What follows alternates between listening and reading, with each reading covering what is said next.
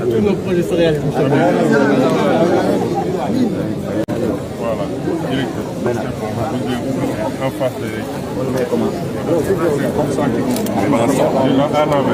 mais bu la xëccee. Voilà, super. Voilà. C'est bon. Ousmane, professeur Ndiaye. Oui. Professeur Ousmane. Non, mais je suis là. Ah non, professeur Maodo, appelle lui qui a c'est lui qui a les autres. C'est lui qui a mis en place le jugement.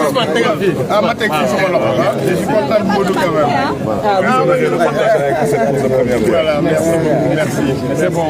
Merci.